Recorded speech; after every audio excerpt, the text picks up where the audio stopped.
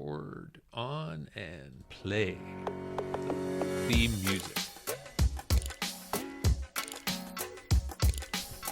Ladies and gentlemen, we bring back the group and solo Siggys podcast episode already in progress. As we left off the last time, showing you how amateurish I am as a technical controlling host, we were in the midst of talking about the Commodores. We discussed the Commodore signature song being Brick House and how it was ironic, if not unusual, that Lionel Richie was the driving force of the Commodores, yet he did not sing Brick House, one of the very few hits of theirs that he did not sing, yet is the song that I'd say, if you ask, maybe not 100 out of 100, but a good majority of people remember Brick House for the Commodores. I can think of that. It's funny now that I do think about it. If you look at the group Squeeze that we've talked about off and on here, Squeeze Tempted, is, very much so. Tempted it could be their signature song, and that was as, not sung song. by either Difford or Tilbrook there, who sang. Either one of them sang lead on pretty much every other song. The guy who sang in the group Ace. And I can't think of his name. Paul Carrick. Paul Carrick, thank you. But he's one of the... Who also had and that is their an signature 80s song that he sort sang. of solo... Yes. Not sort of solo. It was a solo song. He was in that group, the Buggles, for a while, too. Buggles, Mike and the Mechanics. And Mike and the Mechanics.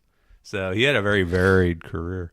And he has signature songs with arguably 3 different groups as a singer. Yeah, and with as Mike a and the solo... Mechanics and Squeeze and Ace. I can't remember what his solo song was, but he did have one. I can't think of it either. I think That'll it be was another episode. We'll be here 80s. another hour. This is Hot Coffee and a Siggy breaking news. Paul Carrick with an A-C-K, not to be confused with Paul Carrick with an I-C-K, is the singer that we are discussing here. And he holds a very interesting distinction as the lead vocalist to have 4 different Siggy entries for 4 different distinct acts in the Hot Coffee and a Siggy playlist. Paul Carrick was the lead vocalist for the band Ace, whose Siggy is How Long, from way back in 1974. He then was lead vocalist for the band Squeeze for their Siggy, Tempted, in 1981, as Jamin just mentioned. He then went on to become one of the singers in Mike and the Mechanics, for whom he was the vocalist for their Siggy, which is The Living Years, from 1988. In addition to those songs, Paul Carrick was a moderately successful solo artist in his own right, and his Siggy in our playlist is the song Don't Shed a Tear from 1987. Pretty impressive accomplishment for a singer whose name isn't Michael Jackson or one of the Beatles. Thank you, and carry on. This has been Hot Coffee and a Siggy breaking news. So yeah, sometimes that happens though, is that maybe the signature song or the biggest song is sung by somebody who wasn't like, I think on some of the Romantics early songs, the drummer was the guy who was the singer of the hit, the big songs, and then he left the group. And then you have somebody who has to recreate that. Locally, we're based in Pittsburgh, for those who don't always listen to the podcast, and how dare you not, but we are from Pittsburgh, and we have a Pittsburgh bent to things. We throw in Pittsburgh trivia and stuff like that sometimes I have to edit out because it's too obscure, but we're familiar with this act from the Pittsburgh area called B.E. Taylor, the B.E. Taylor group. B.E. Taylor. He later became very big with Christmas music, Christmas albums. He passed away, brain tumor, about a decade back, unfortunately. He had a very beautiful, distinct voice, and he was in a group named after him, of course, because predominantly he was the singer of the group. Vitamin L. Yes, but Vitamin L is their signature song, the one national breakout that they did have. He didn't sing. And it was the one song that he did not sing. What? You can mention, like, he has 5, 6, 10 other. I'm a big fan of theirs, being from this area, so I've seen them play shows and stuff like that. I can name a bunch of them and enjoy them. Most people wouldn't, but they probably could recognize Vitamin L if they heard it, if they listened to music in the 80s. Because it did make some, like Donny Iris, it got some national play. It got some play. And they were on the cusp. Yeah, they were not as on the cusp as Donny was. Well, Donny actually had probably a couple national breakout songs, and then it just kind of... B.E. Taylor is from that area where, I think actually he's from Steubenville, Ohio, originally. That I'm not sure. He met up with a bunch of other guys from around Beaver Falls. Wow, Steubenville, imagine that. Him, Jimmy the Greek, and Dean Martin. Dean Martin, the big three. But yeah, it's one of those ironic things where he did not sing that song, yet the guy who did sing left, like, as happens with groups. But then they continued to play for decades after, and he would sing that song. And it never quite sounded the same to me because he never sang it in the first place. Yeah, so when B.E. sings it, or sang it, and the version on Spotify of Vitamin L is him singing, yes. And it's not the original from the album. And he's good. He's a wonderful singer. Couldn't get that license, I guess. I don't know. Elusive. What happened there, but it's good. But when I hear it, and I'm like, it doesn't sound right to me. Anyway, I think I'd be the same probably of all these groups that, like Squeeze doesn't have Paul Carrack anymore, but they still perform. Right. And he was really that was the only, it may not have been the only song he sang on, but that had turned out to be a hit. And Squeeze was big in England, but not too big in the U.S. They only have 2 or 3 songs that most people recognize here. I'm a big fan. Listening, well, that could be another alternate episode we talked about. Like people like that, and Nick Lowe. Yes. Like Nick Lowe, it was very big in England, and he had a couple hits here.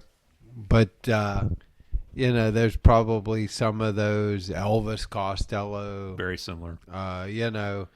Dave Edmunds, we talked about him. That we could probably do don't talk about Dave Edmunds again. Whole episode on like those guys. Squeeze, I'm a tremendous Squeeze fan, and a couple of our friends are Squeeze fans with us too. And I know you are not maybe a huge Squeeze fan, but you appreciate them. I like some of their stuff. They had it's been a few years now. I can't remember what year it was, but they had come out with a new album back when you could still buy some CDs in the store, and I bought it, and it was pretty good. Not every song was a gem, but they had some songs on there. I mean, it sounded like Squeeze. It's like, this is a good song. I don't think any of them really became big hits. There was one, I think, that got a lot of play on the radio. Yeah, as you said, Tempted is the song. If anyone knows Squeeze in the U.S., that's what they're going to say. Maybe in England they would say 10 other songs. And Tempted just one of them, but Tempted is the one that got airplay. If it got airplay here, it would be Tempted, and maybe secondary songs like Black Coffee in Bed. Pulling Muscles from a Shell. Pulling Muscles in a Shell, one of my favorite all-time songs, actually. I played that at a tailgate party one time. I made a mix of music for that, and nobody at this tailgate, we used to have a pretty big tailgate. We had dozens of people. They all heard the song. It was playing from my car stereo, and I was amazed. Like a number of different people of different ages and demographics came over to me like, "What is that song? It's fantastic." And I'm like, "That's Squeeze." And they're like, "What's Squeeze?" And I was like, "Oh, I wanted to strangle these people." But that's just one of those, everybody has a act that they like that you're frustrated and nobody else seems to know or like. But that's one of them for me. However, moving on, one thing we didn't talk about with the Commodores, and I'm forgetting to do it again now, is we talked about their signature song. We never talked about Lionel Richie's signature song, and he has a number of candidates as we talked about among ourselves here. He was big in the 80s, almost like Phil Collins. He was like the R&B version of Phil Collins in the 80s. Put together, We Are the World, similar to Phil Collins, that participated in Band Aid. He probably sang some background stuff on people's songs. Probably might have even played the piano on some. He's a very talented, very personable guy. He's still out there. He's on one of the judges on American Idol shows. And I find him, I've always been a big fan. He worked with country artists. He did a country album. I think. He took his R&B songs and played with country artists and did duets with them. Hey, what the heck? And it's very good. And he wrote major hit songs for Kenny Rogers, Dolly Parton, things like that. So he was a force in his own right. He didn't need the Commodores, and they probably are bitter about that, as we talked about. But sure, I'm sure they're. He broke out. I mean, we already talked about he was Endless Love might have been one of the top selling singles of the 80s. He wrote that and performed it with one of the biggest artists of all time. So we don't count that as his signature song because it's a duet, but All Night Long, I would say, is out of many the one that comes to mind when I think of Lionel Richie. It's not my favorite Lionel Richie song. I would say that. I remember the video. Another song where the video comes to mind. Videos private. We're going to do an episode on that too if we survive this one, where we center on signature songs of artists that were created by popular videos more than even the sound of the music itself. But All Night Long, Dancing on the Ceiling is a close second, I think. Yeah. There's Hello, where he had that Hello blind girl who was trying to make his bust looking out for? of clay, and it made it look grotesque. It was like a funny video. I don't know if they to this day if they meant her to make it look so grotesque, but it did. Yeah, it's like, well, she was blind, so I guess that makes sense. If she was an actress who was just portraying a blind girl, I don't know her that at all either. But You Are, Penny Lover. My favorite Lionel Richie is Running with the Night, because I'm more of the banger guy than the ballad, and Lionel's more of a ballad dude. All Night Long sort of bridges that gap. Yeah, it's sort of slow, sort of fast. Feel good. A lot of people, he's one of those middle of the road performers that don't, you'll get some edgy people who don't find much respect for that. But I was a fan, and millions of people were fans. He's like Phil Collins. He was so popular that it became cool to kind of rip on Lionel Richie. And he sold lots of records. Exactly. Lots and lots of records. I think we have All Night Long. I don't think you dispute that. No. If anybody does out there, give us an email. I'll be happy to consider one of the others I've named. I mean, he had a lot of material. Foreshadowed this by talking about Mike Rutherford of Genesis. Mm-hmm.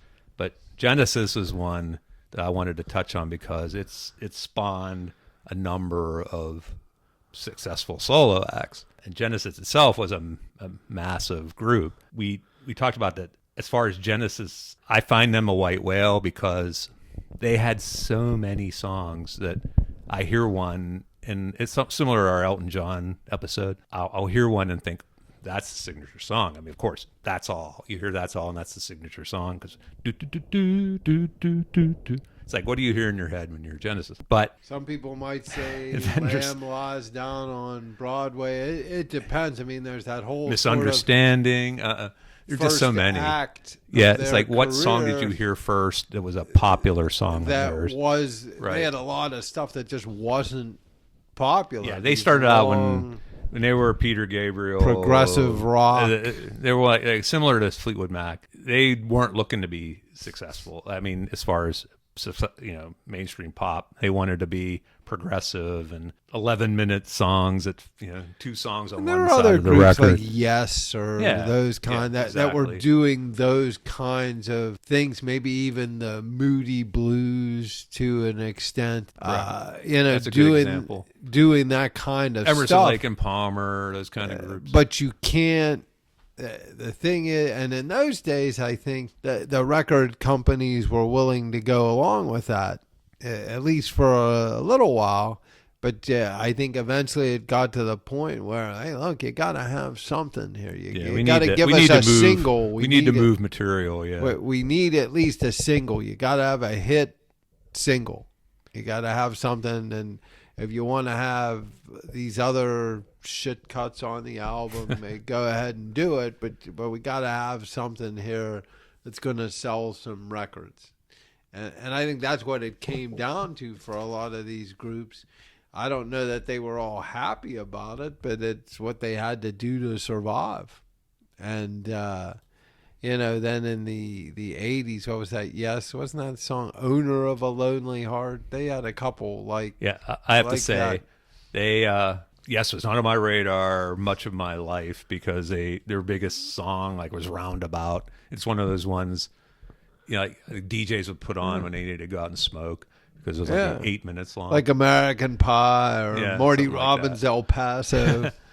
So I was like, I kind of liked Roundabout, but I remember Owner of a Lonely Heart. I thought it was a fantastic song. Yeah, and that was sort of more of a pop kind of. It's like had an exploding guitar and or play groups like and it Starship. It was a great video for Jefferson. It's like, wow, yes, came out of nowhere.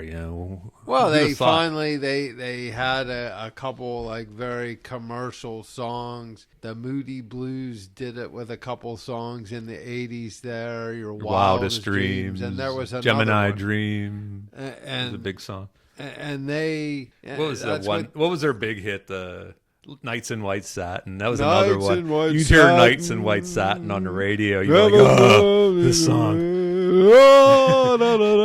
Yeah, it wasn't. They had, what was that Moody Blues? Tuesday Out. I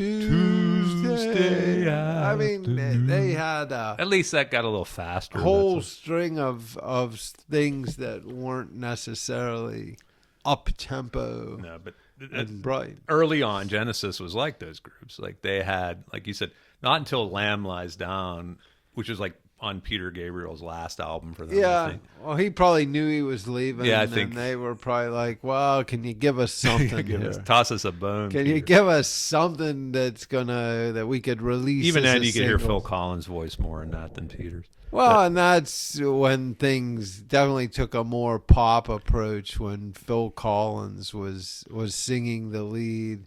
Even though he claimed he didn't really want to be the singer. He always acts like he was forced into doing it because nobody else would step up. And maybe he was. And maybe it's the case, but he did a great job. I mean, that's another one. He was so popular that he got backlash for it.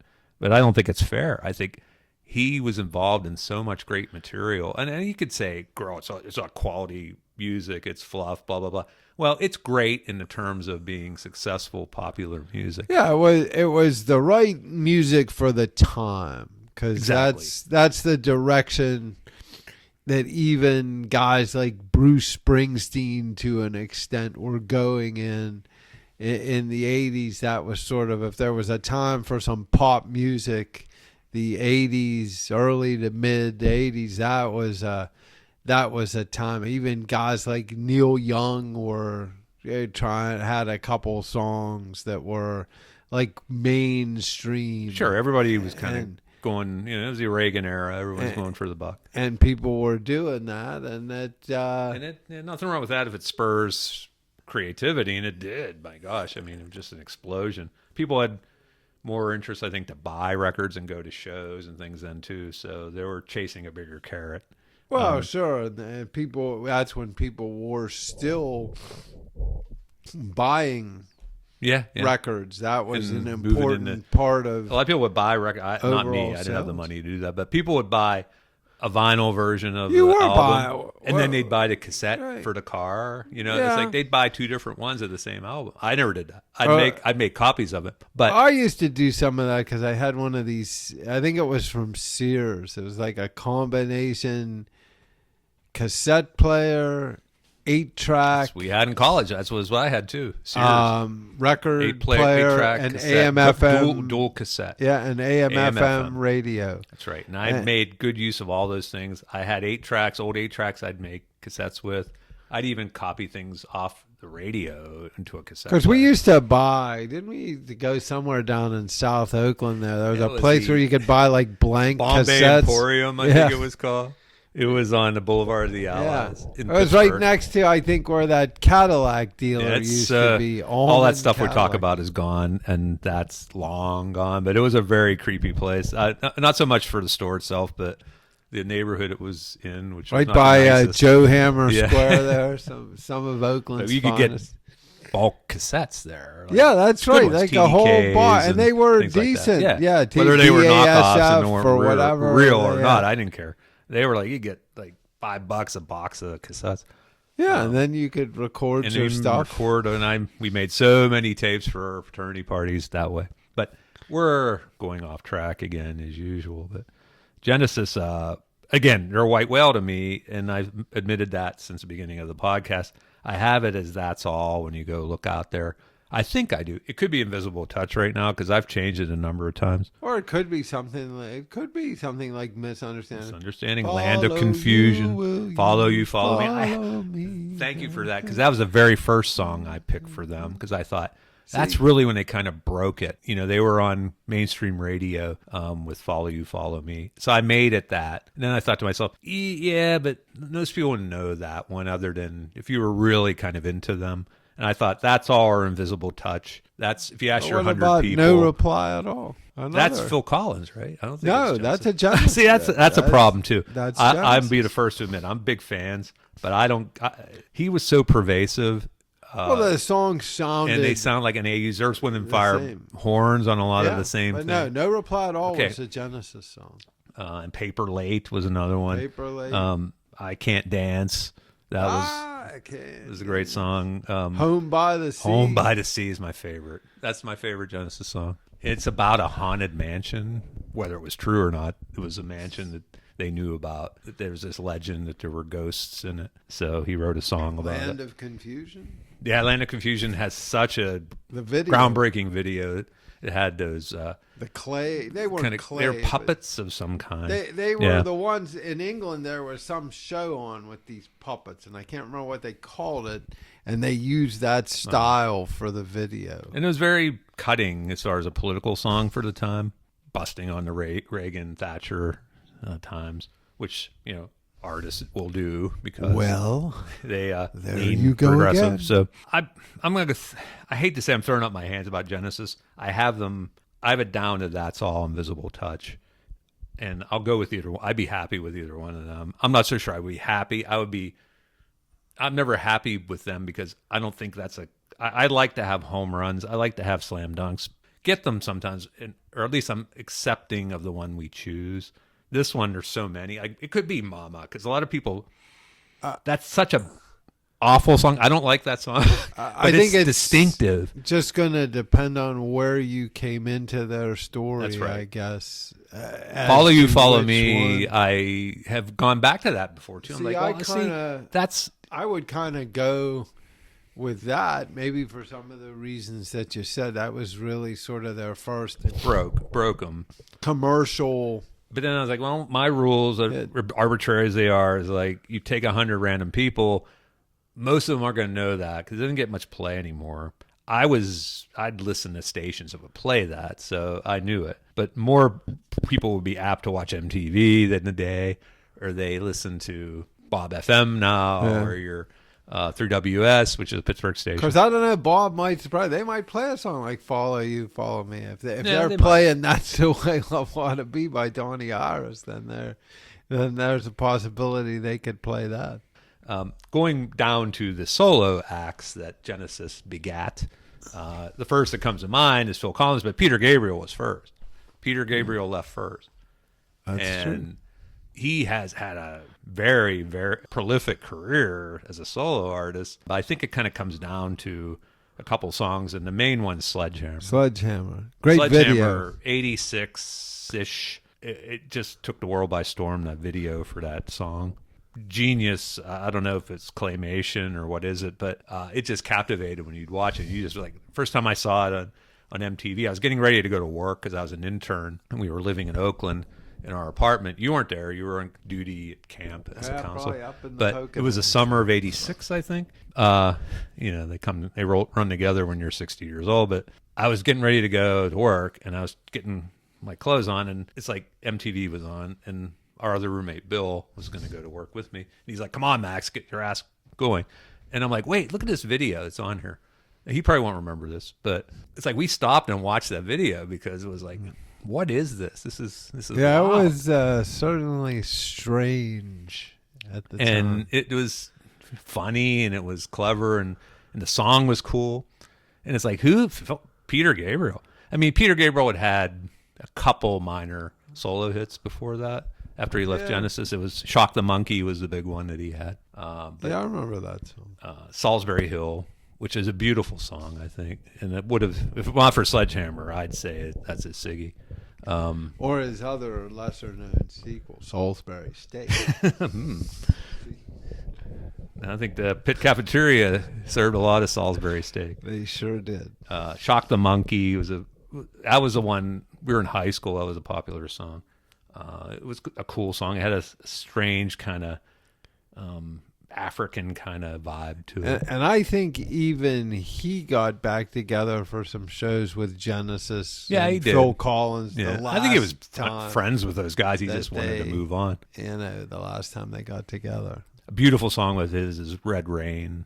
Red rain is falling down. That's it. Yeah. He sings it a little better than me. But Sledgehammer, by far, I think it has a beginning, too, that you hear in your head as soon as you think of Peter Gabriel. You think of that and you see the video playing. If you've seen the video, people of a certain age would know what that is. Younger people have never seen videos anymore. I seek out Sledgehammer on YouTube or something like that. It's one, I think, even cynical young people Even if you would get didn't a like kick out Peter of. Gabriel, Yeah. you'd probably like that. I You'd think at least like the video. You'd understand a little bit more about your parents, maybe of the 80s, of what they liked. You might scoff at it, but if you watched that video and heard that song, you'd be like, maybe they were cooler than I think. So Peter Gabriel, we'll stick with Sledgehammer and move to Phil Collins. We argued about this. We have a little I think there's now hold on moment here with this, and I was surprised that you had that. Now we'll start with my favorite Phil Collins song by far is Sussudio. I think it's just it's a song that gets you, it makes you happy. It means nothing. It's a silly song. Yeah, whatever. And we talk about David Letterman all the time. He would make fun of that song. Yeah. Hey, Hey, how can about I have a little Sussudio, Paul? Yeah, Dave.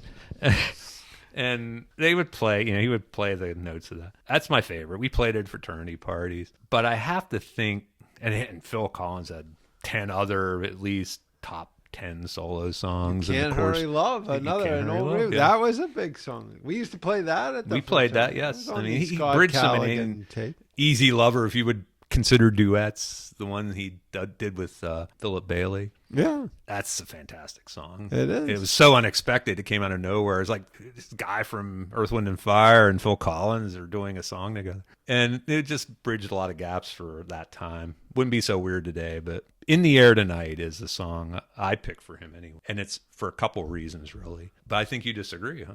I told you before. I'm giving you the official now. Hold on. Oh, hold on. It's We need a sound effect for that. I'll get my daughter working on that. Please hold on.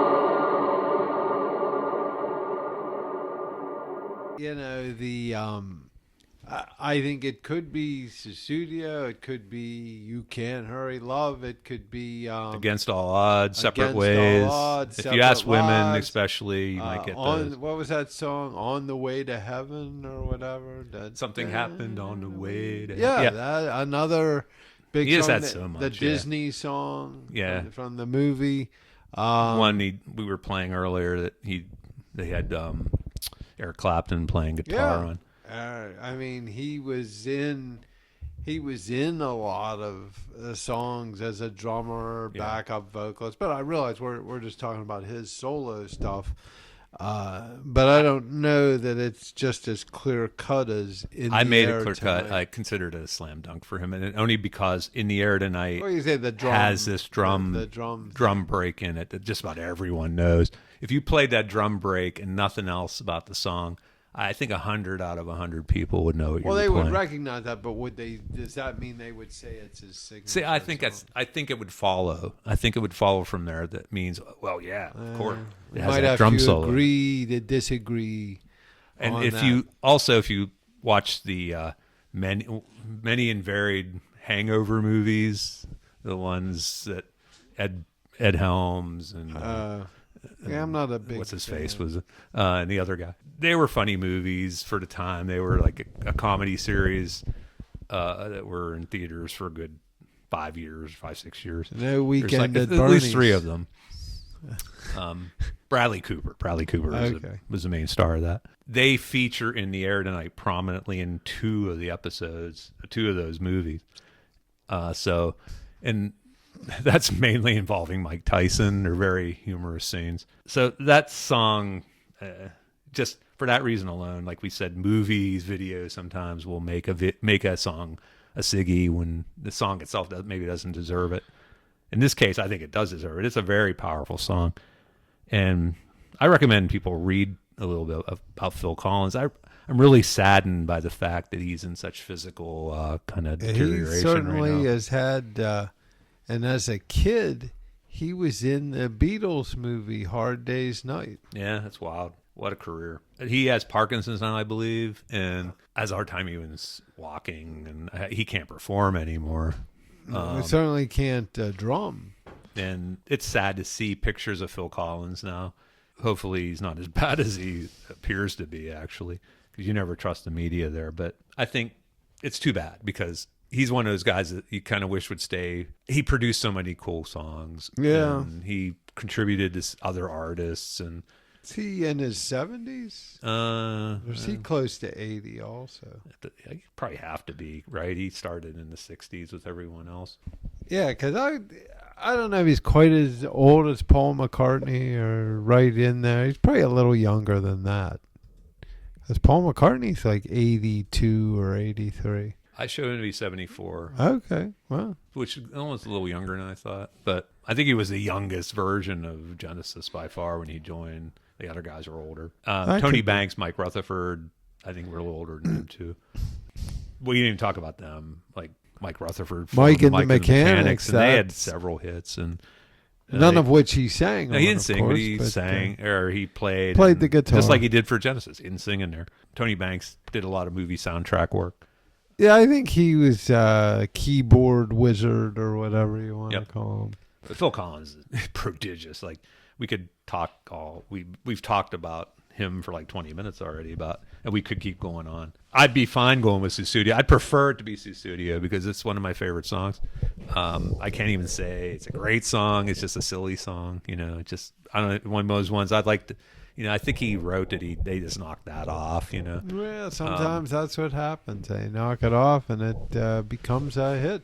And he has that distinct drumming, like you said before, and that song features it really prominently. Just like In the Air Tonight, Sussudio has that distinct drumming. But see, that's the thing. You don't need to listen to In the Air Tonight to get the drumming, because his drumming was prominent in a lot of songs. I mean, even in that, you know, You Can't Hurry Love at the beginning. Boom, boom, boom. Yeah, he takes a different direction than the Supremes. So he, you know, they...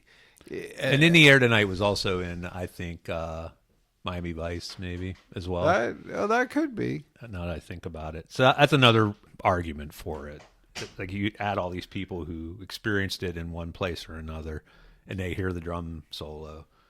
That I think that's what puts it over, but I'll totally be fine with Sussudio as well. Now, like I said, a lot of people who love ballads would be against all odds. They'd probably say, I have a couple friends who are like that who challenge me on that immediately. If I say the signature song of a act is a banger, they'll say, "Are you crazy?" The ballad song of that group and REO Speedwagon. Right. Well, I think REO, even though some of my favorite song with them is "Roll with the Changes," but it's. But most people, I don't know that that's their signature song. Go for the ballad, and that's okay. And maybe you're right.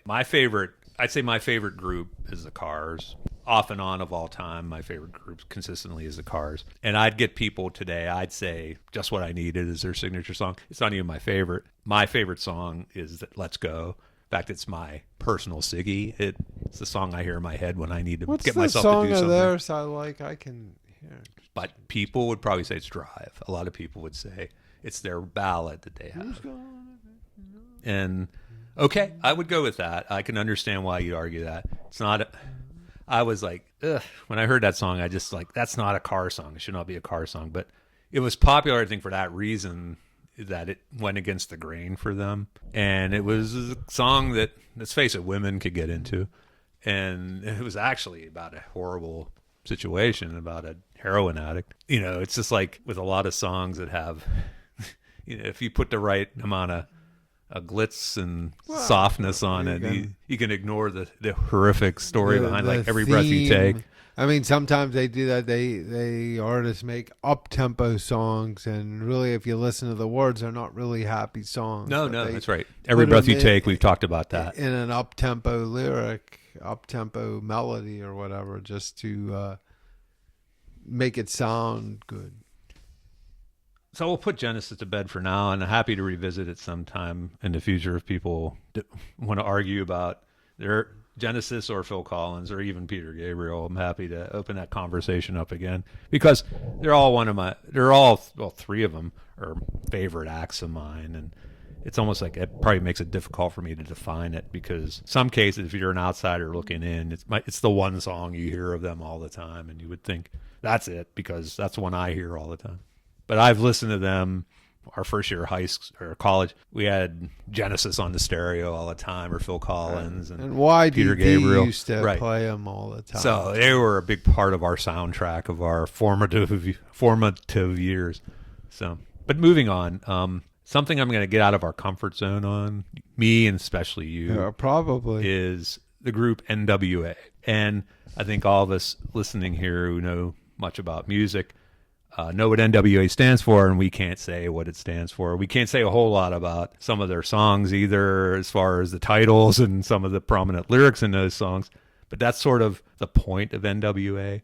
N.W.A., of course, was what's considered, I think they're considered the pioneers of gangster rap. I would go along with They kind of took, they obviously weren't the first ones, but the basis of rap was in the 70s with Grandmaster Flash and acts like that.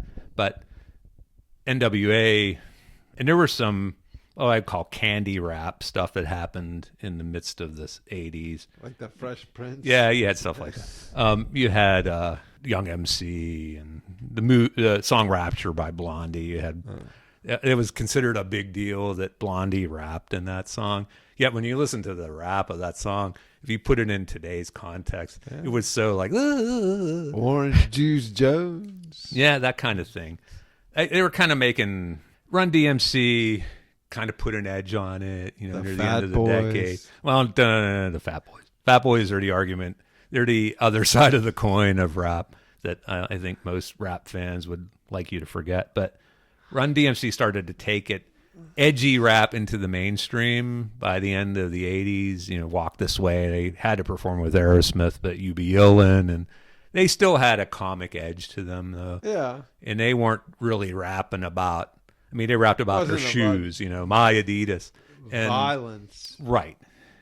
N.W.A. was like the first, I guess you want to call mainstream group that broke, that really featured the ugliness and the grit of like the urban neighborhoods, and particularly in Los Angeles and Compton, straight out of Compton. And they broke the barrier. Basically, I think there was always the impression that mainstream white people would not listen to that kind of music.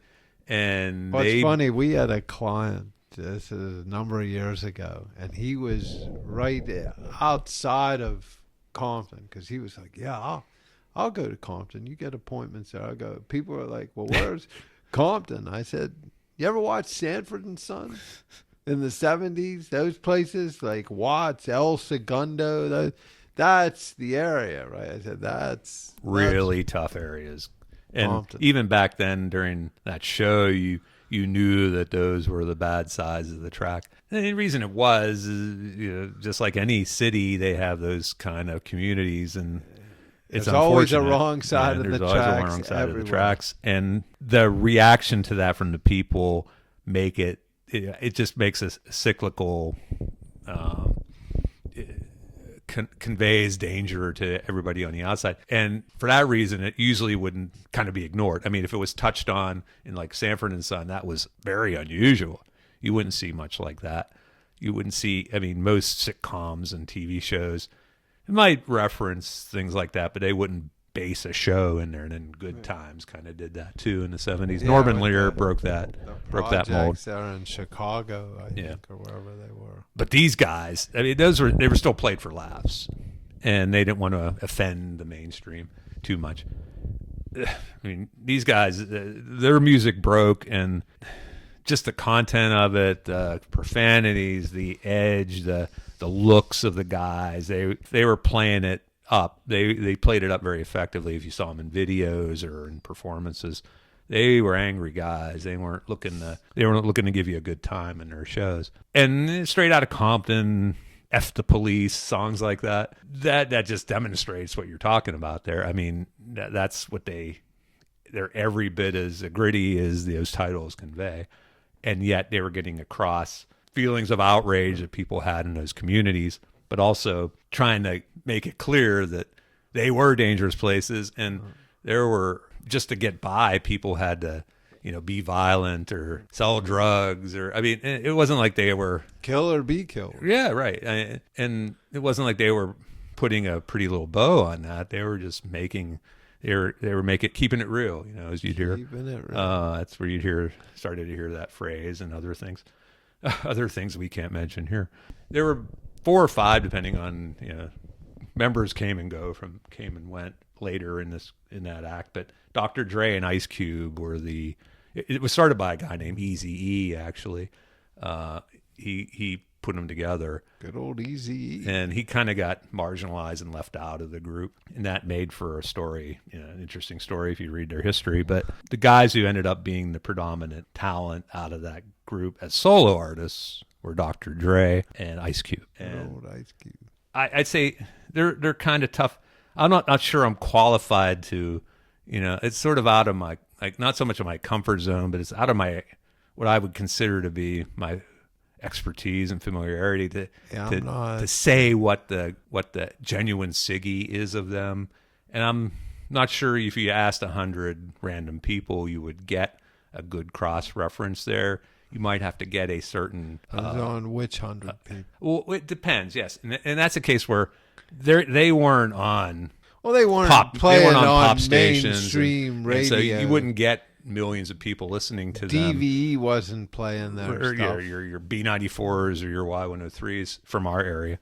Although, what was the station here that used to play some of that stuff? The X. Yeah. The X. There was another one.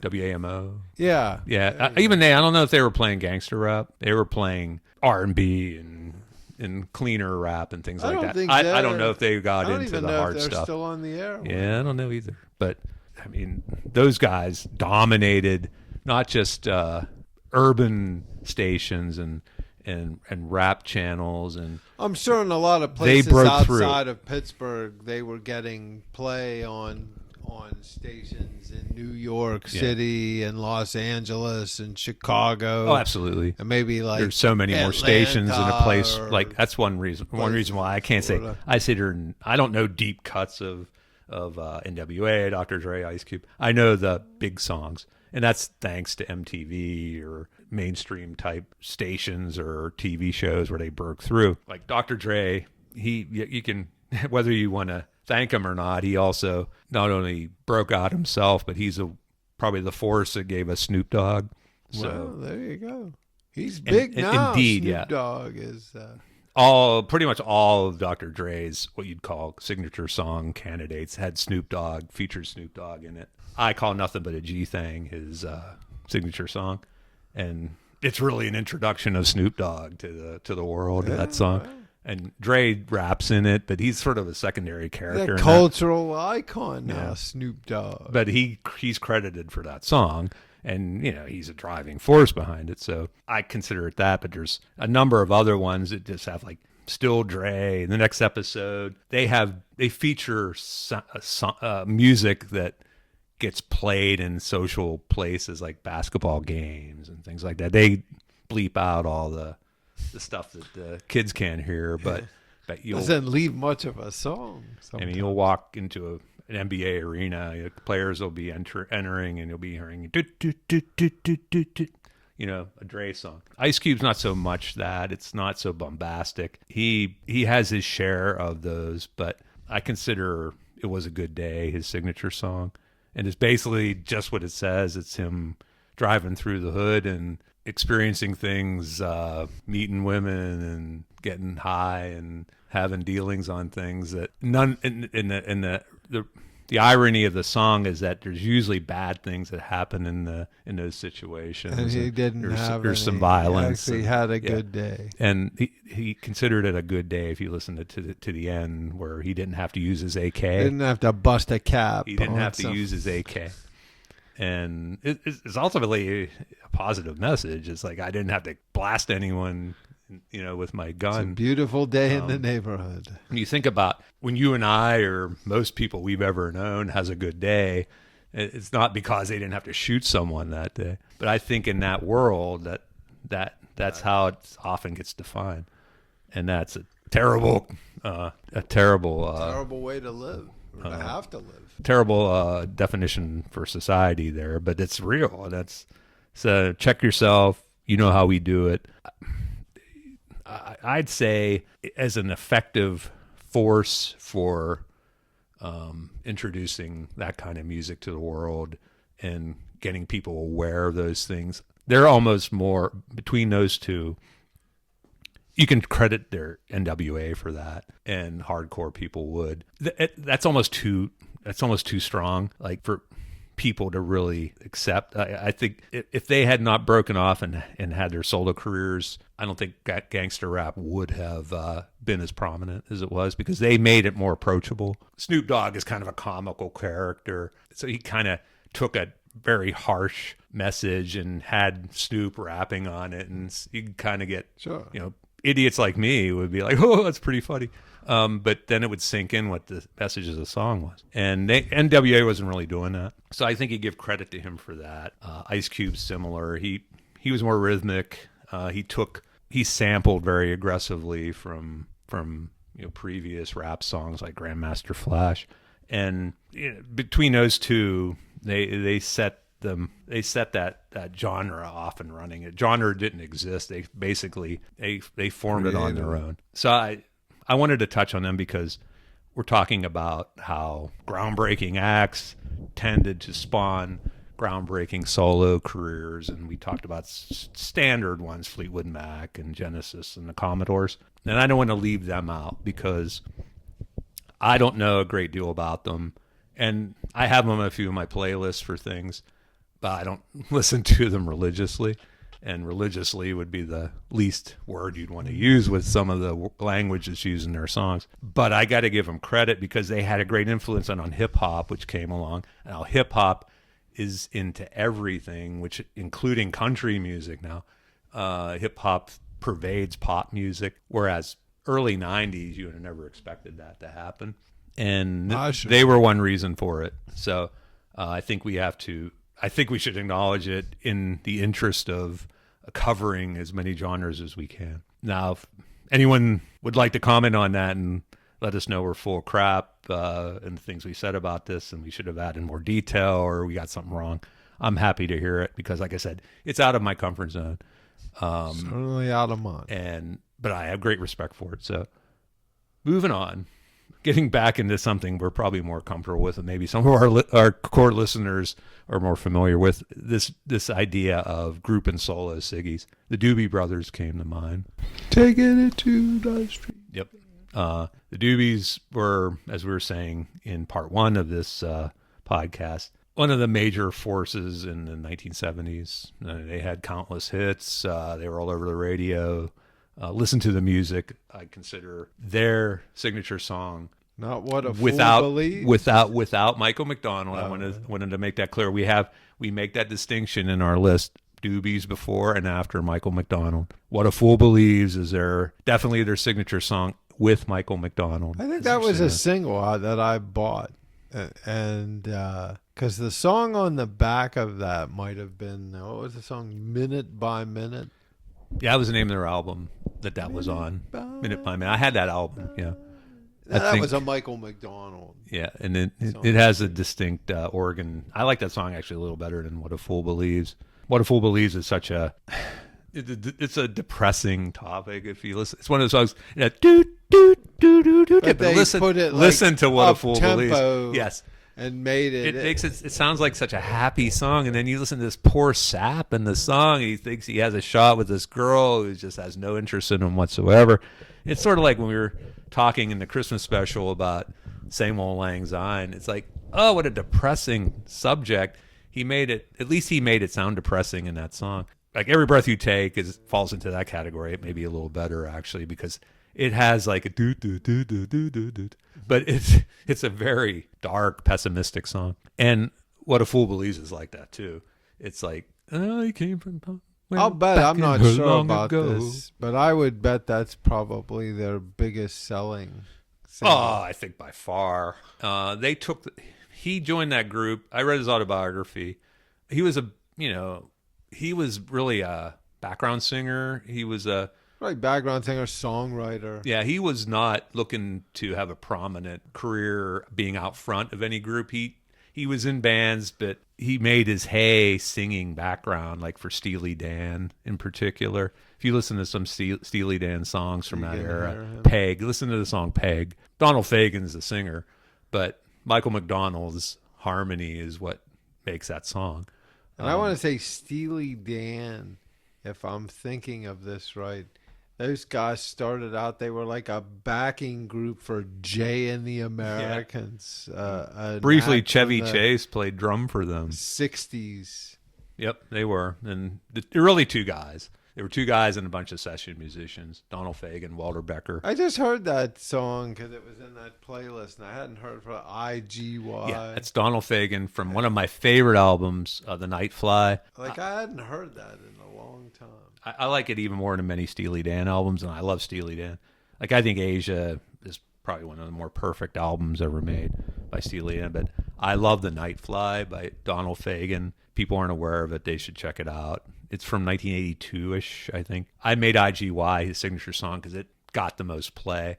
It didn't really, like Steely Dan, they were sort of on the tail end when the 80s music kind of took over. They were not a video band because they didn't like to show their faces and all that stuff. But Donald Fagen on IGY, the whole theme of that album is like set in the 50s when he was a kid. So it's almost like a concept album.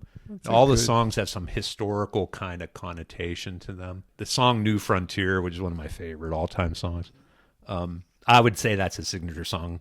If you ask me what Donald Fagen's signature song should be, it's New Frontier.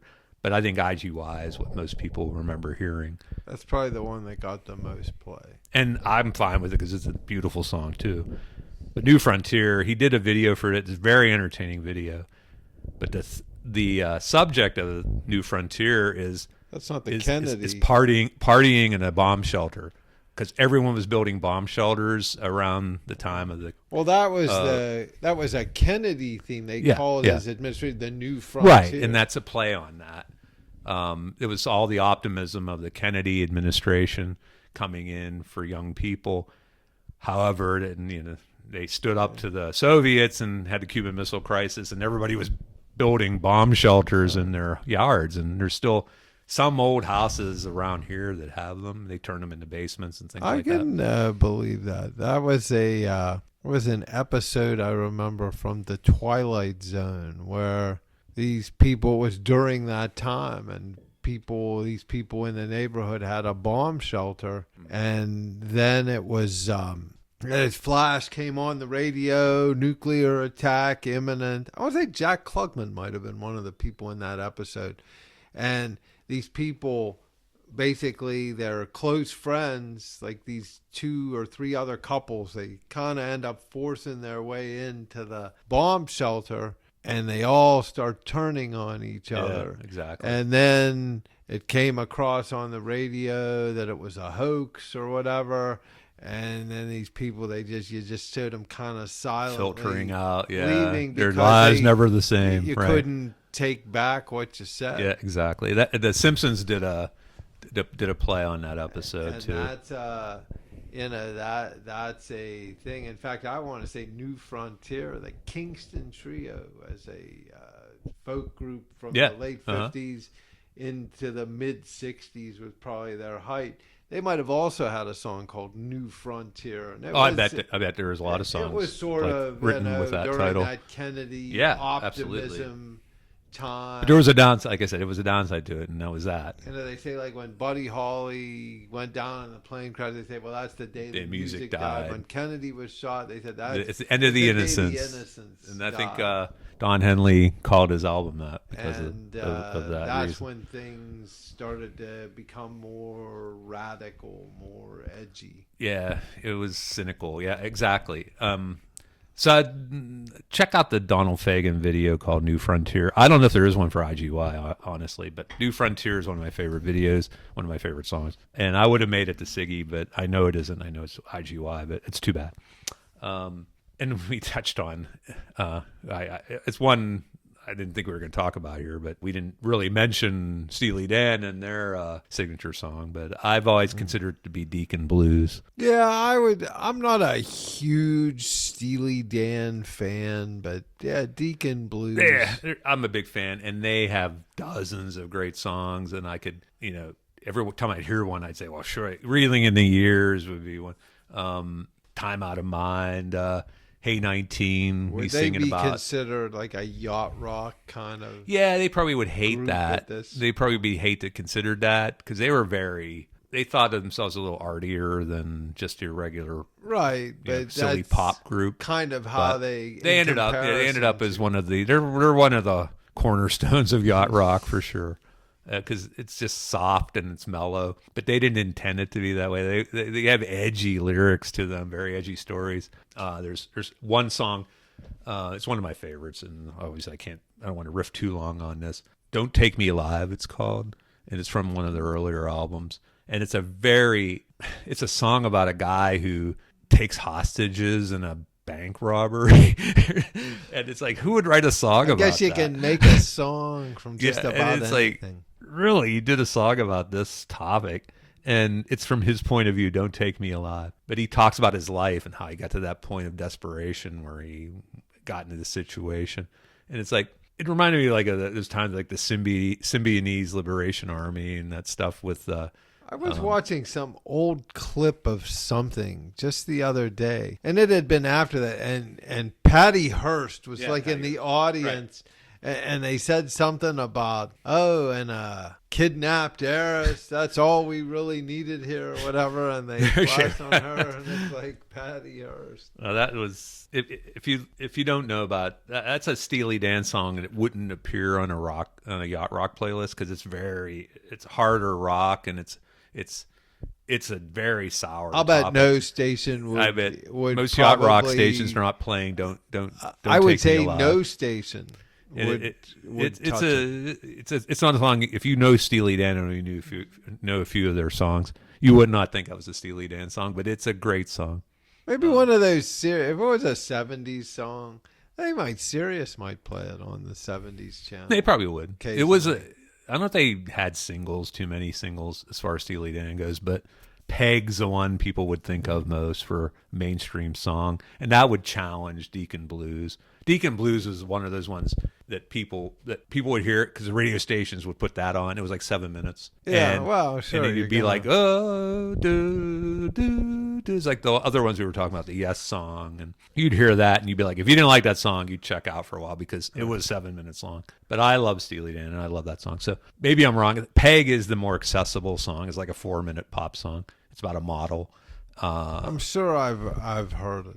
And Michael McDonald is a prominent voice on Peg. Like his vocals are even more prominent than Donald He's Fagen's another song. guy. Like when you hear him, you know it's him. Peg, it will come back to you, and he sings that part. Yeah, you would know who.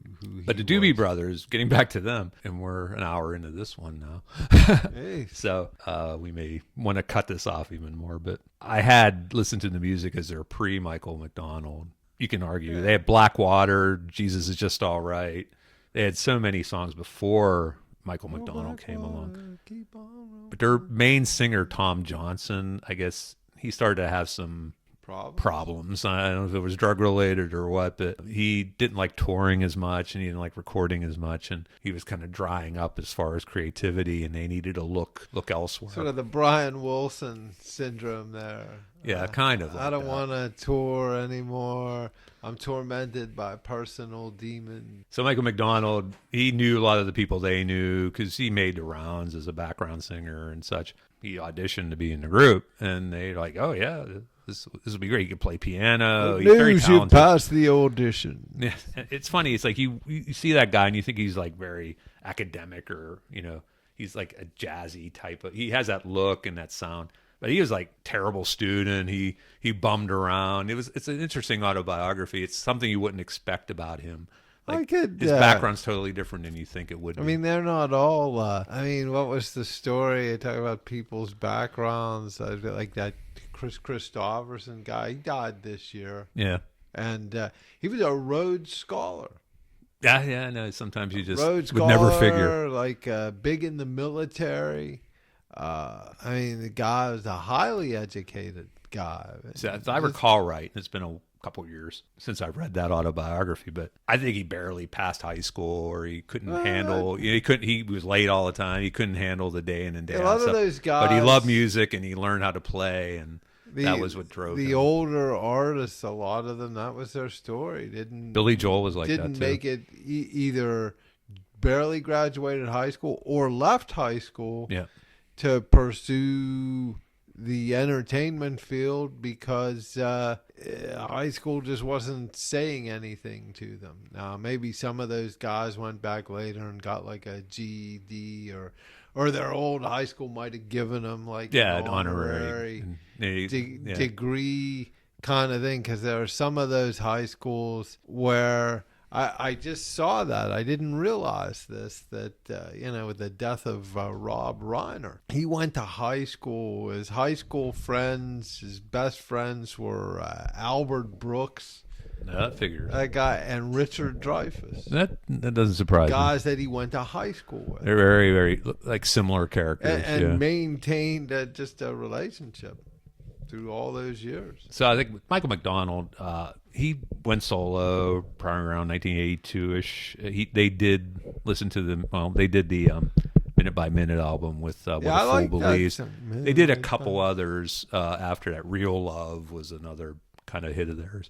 Not to be confused with the Beatles' not Real Love. No. Or the infamous McDonald and McDonald duet. Yeah, remember that Infamous, one? Yeah. Michael McDonald and Ronald McDonald. One would wear the clown makeup. You had to guess which one. You had to guess which one. I Keep Forgetting is the one I picked for him. I keep forgetting not in love anymore. Yeah, I think it's a great song. It's very depressing too, but it's been sampled by a lot of R&B artists because of that riff in it. Yeah, that would be a good R&B and song. Rap. It was a big rap song. Warren G and Nate Dogg. Of course, big fan. I think Nate Dogg is a cousin of Snoop Dogg. And Hot Dog and Shine Sweet Freedom was another big song of his. Okay. Which I like that song a lot. There was a song he did the music for, Billy Crystal and Jeffrey Hines. It's Gregory Hines. Gregory Hines, the dancer. Yeah. He was in some movies. Yeah, and he was in this movie in the 80s with Billy Crystal. Yeah, weren't they? They were cops. Yeah, they were cops. It was a very good movie. What the heck was the name of the movie? You can stall. Yeah, but yeah, Gregory Hines, big dancer. I saw him in a special one. He was in that movie because he wasn't necessarily known for that. No, I think he was more like a song and dance kind of guy. So when you heard, it's a movie with Gregory Hines, that's I saw him in a special once with Sammy Davis Jr., who was Running Scared. Is the Running name of that Scared. Song? 1986. I saw that movie in Beaver Falls, Chippewa, in the movie theater at Chippewa with a old girlfriend of mine. There you go. Running Scared. Yeah, I do remember that movie.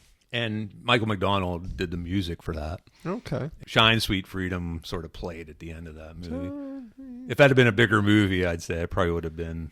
Actually, I think that was a big movie. It was a big movie, at the but time. does anyone think about it anymore? Probably not. I think Billy Crystal was he maybe wasn't huge then as a movie star. He was getting started. Probably reached the peak with like When Harry Met Sally. Right. And that was a little bit later to come. But I recommend, if you see this on, in what's it, Pluto or one of those free channels. Yeah, Pluto. If it's offering Running Scared and you don't have anything to watch, that's something to watch. It's a good movie. It's very funny, kind of edgy, more than you would expect. There was some violence in it, and cartoon violence and all that, but it wasn't just like your knockoff, stupid comedy movie. No, it was. I remember it as being, from what I can remember, being pretty. And the music was good, I think, because of Michael McDonald. I think Are there any ones you wanted to touch on? Lightning round. All right, let's see. You have some You have some misgivings about what I chose them to be. No, I mean, I'm looking at these here. We've probably discussed a lot of these groups on other episodes. Some of them we did. I see Creedence Clearwater Revival, Proud Mary. That was an afterthought. I didn't think of that till like last night. It's like, how could I forget that one? That's although they had other songs, Lodi and Who'll Stop the Rain, and some of those that probably were equally as big. And we talked before we recorded about the Who. I have Bubba O'Reilly as their Siggy. My generation, people would argue probably that could be it. I would say, but Bubba O'Reilly is just heard everywhere. It's heard on all those TV and, shows and stuff like that. And Pete Townsend here, Let My Love Open the Door. Yeah, that's probably his biggest solo song. Although those guys, him and Roger Daltrey, after the fire, I don't think they ever really enjoyed the huge solo success. No, they kept going back to the Who. That's why. That some of the people they knew to cash in. The Who are they're parodied now by. For a while there, they kept having their farewell tour, and then like 2 years later, they have their farewell tour again, and then another farewell tour. It's like, who needed the money? I don't know, but they kept going into the well. I'm looking here. I see this Robert, the Power Station. I remember that. That was like a combination of some people from different Duran Duran and Genesis, actually, one of their Thompson. I can't think of his name.